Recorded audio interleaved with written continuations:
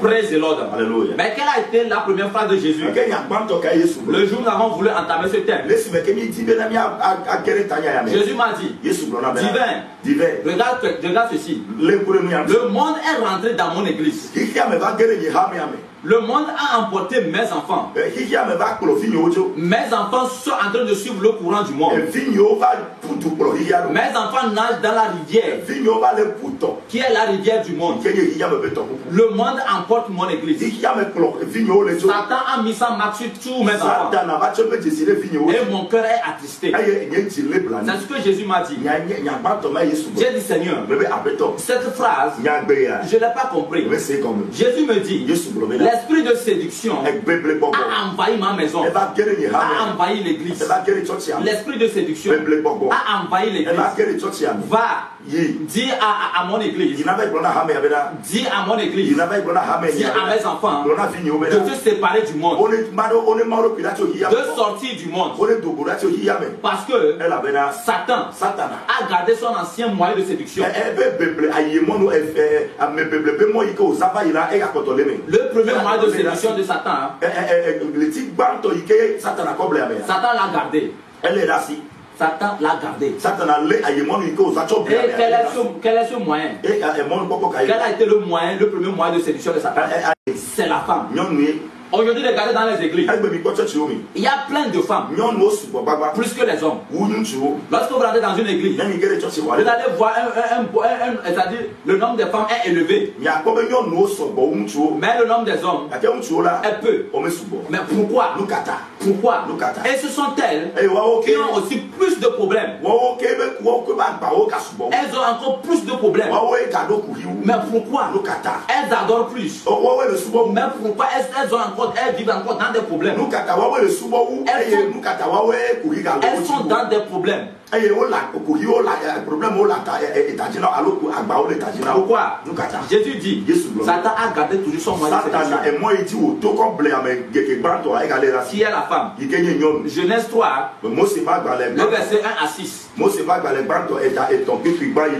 Genèse 3, le verset 1 à 6. Vous allez le voir là-bas. Et dans 1 Timothée 2, le verset 14. Genèse 3, le verset à 6. Verset 14. Vous allez voir ça là-bas. Satan, 1 Timothée 2, le verset 14. Je dis 1 Timothée 2, le verset 14. Satan a gardé son ancien moyen de séduction, qui est la femme. Praise the Lord. Mais Jésus nous dit de nous séparer du monde. C'est son objectif. Il veut que nous sortons du monde. C'est son objectif. Jésus, il ne veut pas voir le monde dans son église. Lorsqu'il voit son église, il ne veut pas voir le monde. Mais qu'est-ce que c'est que le monde dans l'église? Qu'est-ce que c'est que le monde dans l'église? Je vais te parler de ça. Mais bien avant ça, tu peux trouver ceci dans 1 Jean 2. Les versets que je te donne, c'est Jésus lui-même qui me les a donnés. Et il m'a demandé de les lire. Les versets que je vais te donner dans cet enregistrement, c'est Jésus lui-même qui me les a donnés. C'est pas moi-même. Parce que j'étais aveugle. En ce moment, j'étais aveugle. Donc, c'est lui qui me dictait les choses et puis j'écris dans le cahier. Praise the Lord. Dans les versets là, tu peux les noter et les lire. 1 Jean 2, le verset 15 à 17. 1 Jean 2. Le verset 15 à 17. Jésus dit qu'en lui-même, il n'y a pas le monde. Il n'y a pas le monde en lui. Il n'y a pas le péché en lui. Il n'y a rien en lui qui appartient à Satan. Il n'y a rien en lui qui appartient au monde. Regardez, avant que je n'aille en enfer, dans le désert, lorsque les anges m'ont laissé dans le désert, il n'y avait personne là-bas. Arrivé à un moment, les démons ont quitté. Les démons couraient vers moi avec des fossiles, des coups, des lances. Tout, ils venaient vers moi. Ils tenaient toutes sortes de trucs pour faire du mal. Et ils venaient. Arrivé à mon niveau, le Seigneur aussi est arrivé à mon temps. Jésus est arrivé. Il les a demandé à savoir Il les a posé cette question. Que cherchez-vous? Que cherchez-vous? Et ils ont répondu. Il est venu, il est sur notre territoire. C'est la raison pour laquelle nous sommes venus pour le chercher. Et Jésus les a dit, regardez-moi très bien. Il n'y a rien à moi qui vous appartient. Ainsi donc, il n'y a rien à lui qui vous appartient. Vous n'avez pas la force sur lui. Praise the Lord. Jean 14, 30. Jean 14, 30. Il n'y a rien à Jésus qui appartient au monde. Alors toi qui adores Dieu, toi qui veux suivre Jésus, il ne doit rien avoir en toi qui appartient au monde. Le monde ne doit rien trouver en toi qui appartient. Tu ne dois pas collaborer avec quelque chose qui appartient à Satan. C'est pas possible. Parce que tu adores un Dieu en qui lorsqu'on dépouille Jésus, lorsqu'on prend Jésus, on dépouille Jésus, on ne va rien trouver en lui qui appartient au monde. Regardez même, lorsqu'il était venu sur la terre, depuis sa naissance jusqu'à la croix, il n'a point péché. Satan n'a rien trouvé en lui. Même lorsqu'il était sur la terre, depuis son enfance jusqu'à aller sur la croix, même dans la souffrance, Satan a tout fait pour mettre quelque chose en lui qui appartient. Mais il n'a pas pu. Même dans la souffrance, sur la croix, étant crucifié, il a pu pardonner. Il a pu pardonner. Il ne s'est pas fâché contre ceux qui l'ont crucifié. Il les a pardonnés. Pourquoi? Parce qu'il ne voulait rien avoir en lui qui appartient au monde. Il ne voulait rien faire pour que le monde dise ah, il a fait ça. Il a fait ça. Il y a quelque chose en lui qui nous appartient. Rien. Jésus ne veut pas avoir quelque chose en soi qui appartient au monde. Si tu veux vraiment le suivre, si tu veux vraiment être dans son camp, tu dois te séparer du monde. Très important. Tu dois sortir du monde. Si tu lis 2 Corinthiens 6, verset 17, la Bible nous dit là-bas, sortez du milieu d'eux. Sortez du milieu d'eux. Sortez du milieu d'eux. 2 Corinthiens 6, verset 17. Sortez du milieu d'eux. Vous n'avez rien en commun avec eux. Rien en commun avec eux. Sortez du milieu d'eux. On doit sortir du milieu de qui? Du milieu du monde. Nous sommes dans le monde, mais nous ne sommes pas du monde. Jésus a mis sa marque sur nous. Mais Jésus veut mettre sa marque sur nous. Il veut nous rassembler. Actuellement, si vous voyez dans le monde entier, vous allez comprendre que quelque chose se passe. Le Seigneur est en train de rassembler ses élus. Jésus est en train de prendre ses élus. Est-ce que tu fais partie de ces élus? Le retour de Jésus, c'est bientôt. C'est bientôt. Il a commencé par ministrer depuis. Il a commencé par se révéler aux gens depuis. Son retour, c'est bientôt. Est-ce que tu fais partie des élus? Si tu fais partie des élus, tu ne seras pas incrédule. Si tu veux faire partie des élus, alors ne sois pas incrédule. Sors du monde. Sors du monde. J'ai compris une chose. Le problème du chrétien, c'est le fait de renoncer. Le fait de renoncer. Le chrétien n'aime pas. Le fait de dire le chrétien renonce à ça. Renonce à ça. C'est nivaquine pour lui. Mais toi qui m'écoutes, toi qui me vois, ne sois pas pareil. Ne sois pas comme ça. Jésus est en train de rassembler ses élus. Est-ce que tu fais partie? Est-ce que tu fais partie des élus? Est-ce que tu fais partie des élus? Si tu fais partie des élus, alors sépare-toi du monde. Sors du milieu du monde. 2 Corinthiens 6. Le verset 17. 2 Corinthiens 6, le verset 17. Je vais encore partager une expérience avec vous. Le Seigneur m'a amené quelque part. Vendredi le 25 novembre 2016. Le Seigneur m'a amené visiter une église. Et lorsque nous sommes arrivés, le Seigneur m'a dit qu'il va m'amener dans le passé de l'église. Écoute très bien. Le passé de l'église. Partout où tu es, je veux que tu saches. Jésus connaît très bien ton passé. Il connaît ton passé. Si tu penses que Jésus ne connaît pas ton passé, détrompe-toi. Il connaît ton passé. Il connaît ton présent. Il connaît ton futur. Praise the Lord. Le Seigneur m'a dit qu'il va m'amener, je vais visiter le passé de l'église d'abord. Et en même temps, les événements nous ont défilé, c'est-à-dire nous avons traversé les événements. Comme un train à grande vitesse. Rapidement. Comme un train en grande vitesse. Et nous nous sommes retrouvés dans le passé de l'église. Et Jésus m'a dit qu'on a qu'à faire notre entrée. Et il veut que j'observe très bien l'adoration. Que j'observe très bien ce qui se passe au sein de l'église. Et lorsque nous sommes rentrés au sein de l'église, praise the Lord, j'ai remarqué quelque chose. Premièrement, j'ai remarqué qu'il y avait du sérieux. Il y avait une crainte absolue au sein de l'église. Praise the Lord. Mais Jésus a fait quelque chose. Tel qu'il a fait. Lorsque je suis encore dans la chambre. Tel qu'il m'a donné l'opportunité de pouvoir lire la pensée et les cœurs. Il m'a permis de pouvoir lire les cœurs. De pouvoir lire les pensées. Et de pouvoir écouter les paroles que les gens pensaient.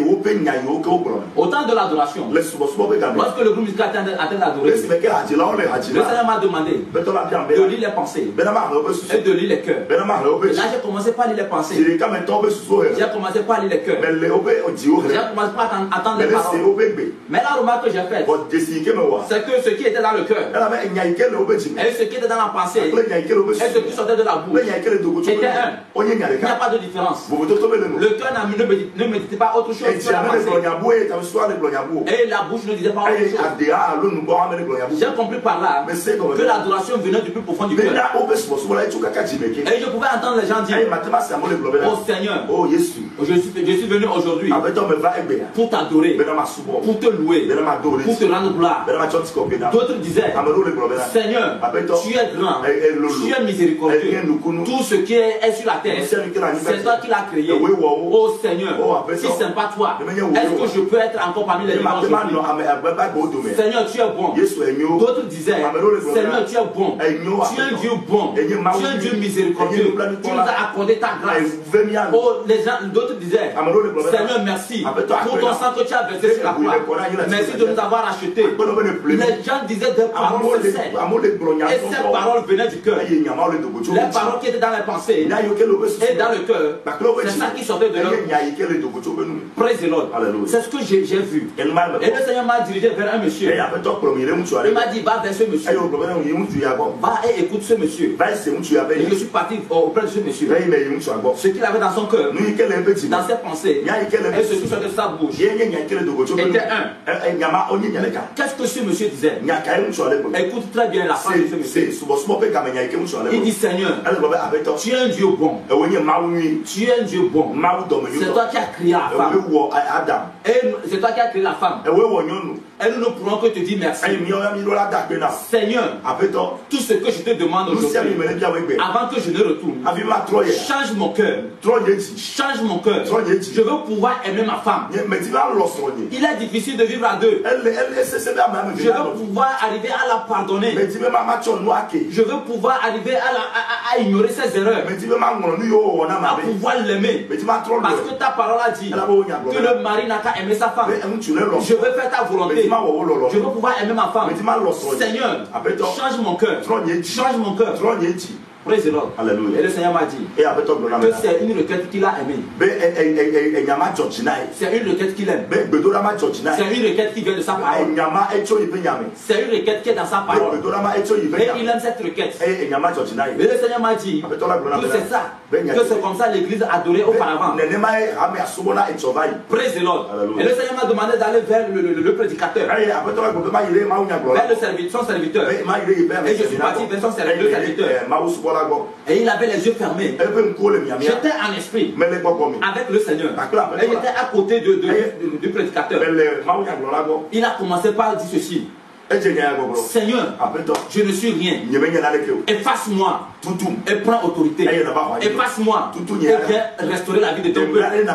Fais exactement ce que ton peuple demande.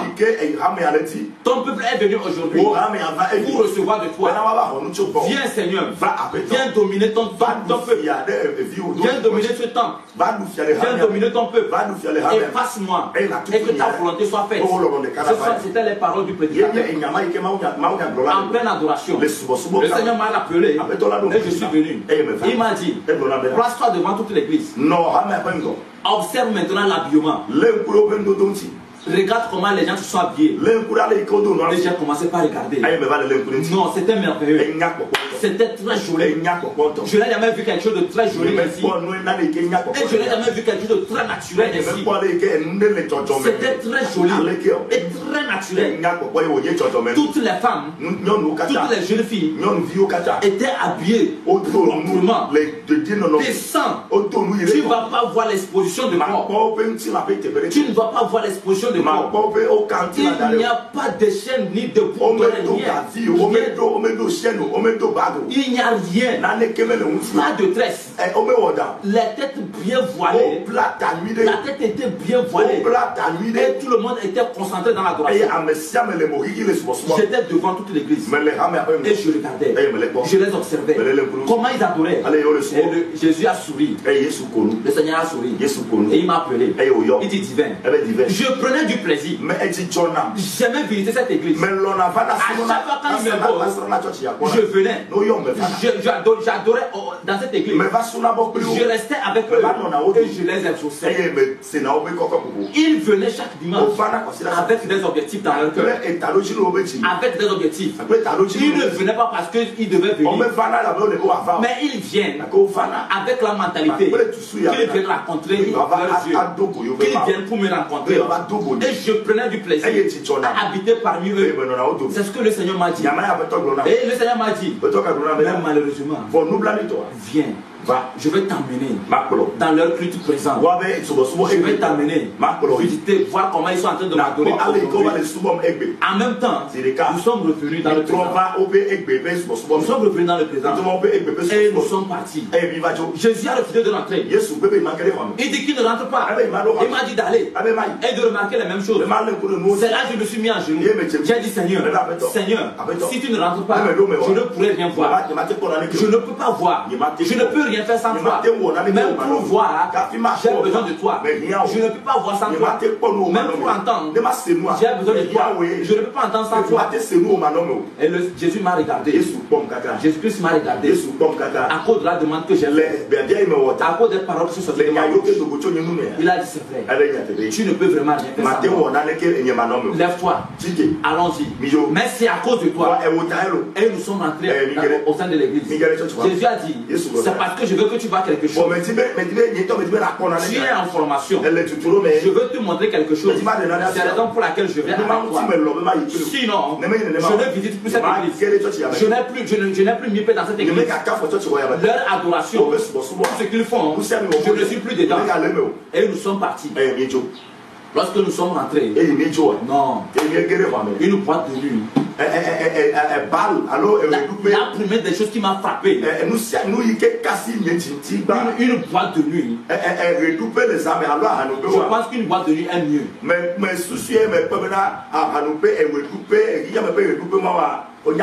la première des choses, Jésus m'a dit, fais les mêmes remarques que tu venais de faire. Ne sois pas pressé. Commence toujours par les cœurs, la pensée et les paroles qui sortent de leur bouche. Et j'ai commencé par observer leur cœur. J'ai commencé par écouter leur cœur, les pensées et ce qui sortait. Non, c'était affreux. C'est abominable. Homme de Dieu, lorsque tu te tiens sur la chair en train de prêcher, la mentalité de ton peuple, les pensées de ton peuple, les pensées du cœur, les pensées qui sont dans leur tête, tu ne le sais pas. Tu ne le sais pas. C'est pourquoi lorsque le Seigneur fait des reproches, accepte et demande l'aide du Saint-Esprit. C'est très important. Mais qu'est-ce que j'ai remarqué? La première des choses, c'est que ce qui venait du cœur, ce qui était dans leur pensée, et ce qui sortait de leur bouche, n'était pas un. C'est ce que j'ai remarqué. C'était pas un. Mais lorsque j'ai commencé par les observer, lorsque j'ai commencé par écouter ce qu'ils pensaient, c'est des gens qui étaient concentrés. Tu vas penser qu'ils étaient en train d'adorer. Mais en réalité, c'était faux. Les hommes, en particulier, la plupart des jeunes, la plupart des hommes avaient leur pensée sur la beauté des femmes. Sur les femmes. C'est ça. La plupart des hommes ne faisaient qu'admirer les femmes. Ne faisaient qu'admirer les femmes. Un homme a dit ceci, qui a ébranlé mon cœur, qui m'a énervé. Il a commencé par déclarer ceci. Il a braqué ses yeux sur une demoiselle. Et il dit aïe aïe aïe. Aïe aïe aïe. C'est cette demoiselle que je devais prendre pour femme. Quelle erreur! Quelle erreur, je suis tombé sur celle-ci. Elle n'est même pas belle. Celle dont il parlait, sa femme en question était à côté de lui. Et il avait ses regards sur une autre demoiselle. Et il ne faisait qu'admirer cette demoiselle. Il dit de regarder comment elle est. Sa forme. De regarder ses fesses, sa forme, que c'est elle lui devait prendre pour femme. Mais c'est-à-dire quelle erreur. Pourquoi il est tombé sur cette fille? La femme était à côté de lui. Et l'homme l'a médité ça dans sa tête. Et j'ai écouté aussi un jeune qui regardait une jeune fille. Et il se dit que la jeune fille tourne ses regards vers lui. Que la jeune fille tourne ses regards vers lui. Qu'il tourne ses regards vers lui. Arrivé à un moment, j'ai remarqué qu'une jeune fille a tourné ses regards. Et ils se sont regardés. Et ils se sont fait signe. Le moment où le prédicateur était en train de crier sur la chair. Était en train de crier sur la chair. C'est ce qui se passait au sein de l'église. Tous les hommes. J'ai écouté beaucoup de choses. Beaucoup de choses. Très très affreux. Très très affreux. Les gens qui se disaient, un jeune qui se disait, qui doit faire tout et tout. Prendre le numéro de la jeune fille qui est dans le groupe musical. Et il avait ses regards dans le groupe musical. Et il ne regardait que la jeune fille. Il regardait que la jeune fille. Que non, elle est trop belle. Non, elle est trop belle. Il n'a pas su qu'elle aussi. Elle était belle comme ça. Non, que la coiffure qu'elle a fait. Non, ça va trop. Non, que si lui la prend comme femme. Si lui la prend comme femme, il va plus dépenser pour sa coiffure. Il va la rendre encore plus belle. C'est ce que tu vas entendre. C'est ce que les hommes disaient. Et ce n'était pas joli à entendre. Lorsque le pasteur était en train de crier. Lorsque le prédicateur est en train de crier, cela ne s'est pas arrêté là. Au niveau des femmes aussi, les femmes se contemplaient entre eux. Elles se entre eux. Il y a une femme qui dit, oh, où elle a trouvé les mèches là? Il a fait cette coiffure à la sortie. Moi aussi, je vais m'approcher d'elle.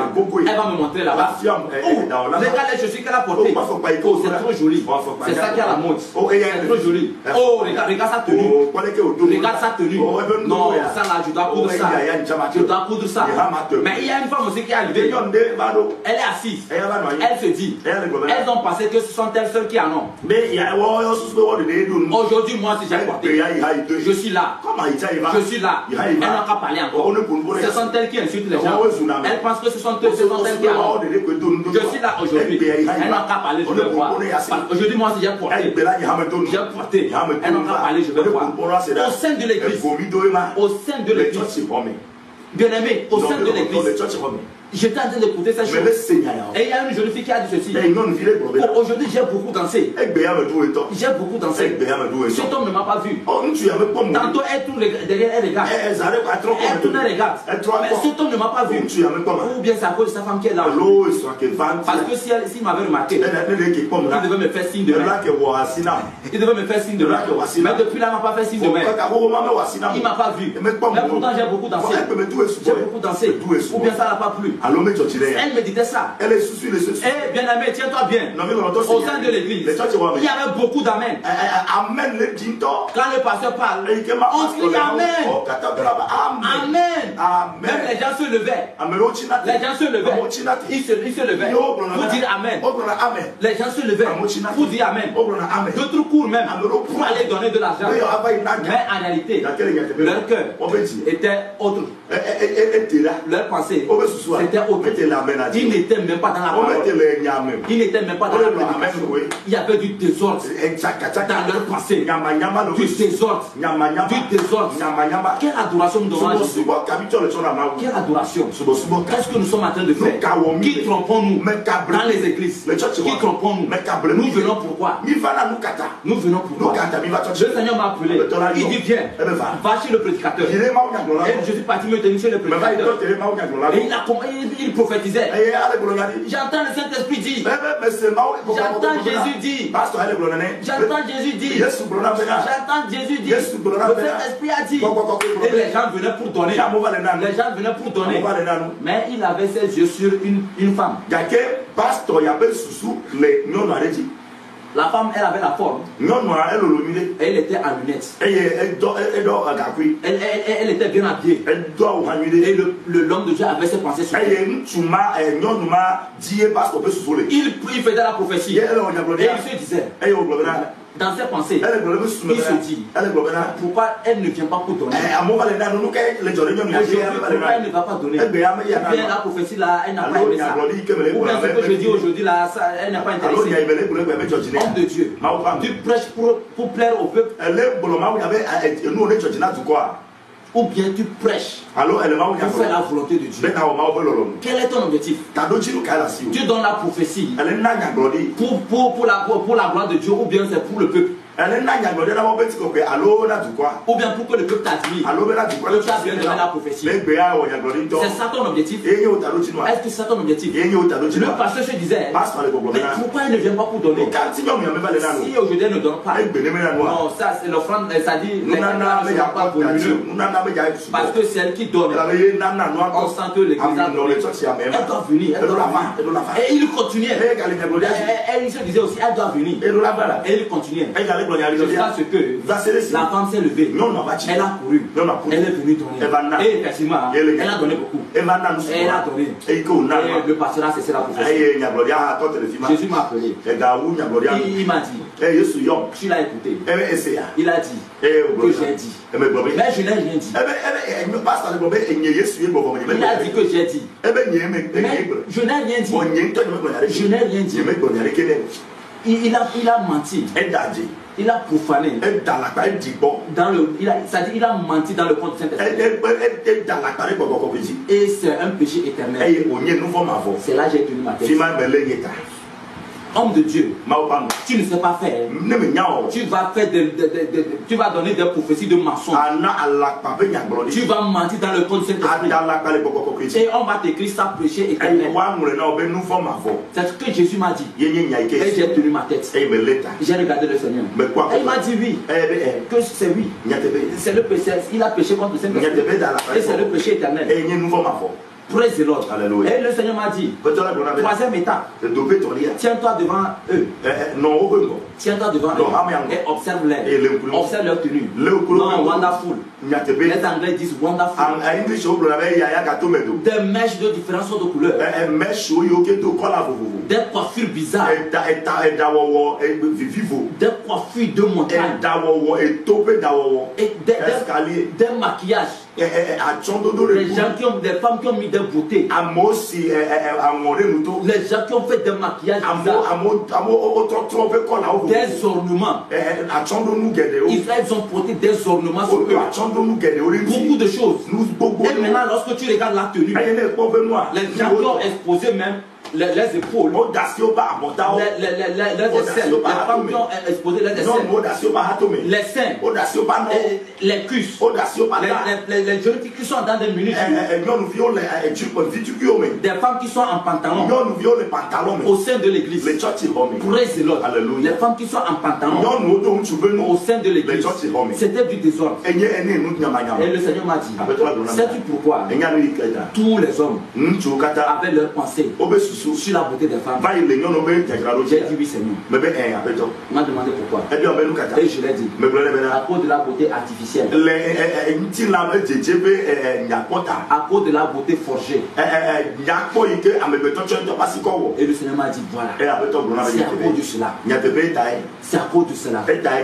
Les femmes ont fabriqué leur beauté. Elles ont trouvé que lorsque je les ai créées dans leur propre nature, j'ai mal fait. Je ne les ai pas bien créées.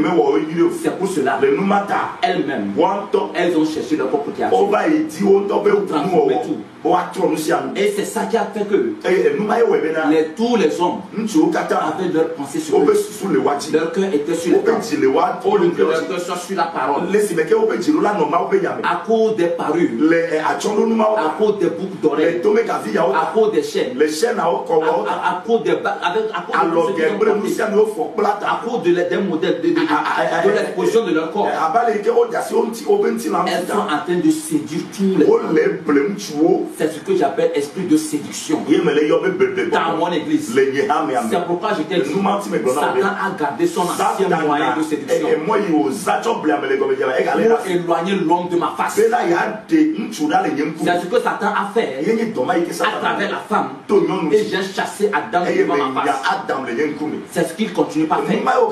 C'est à cause de cela, tous les hommes, Dieu les a chassés devant sa face.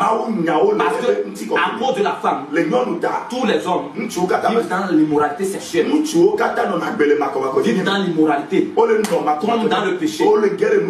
Jésus a dit, je connais la faiblesse de l'homme, je connais la faiblesse de la femme.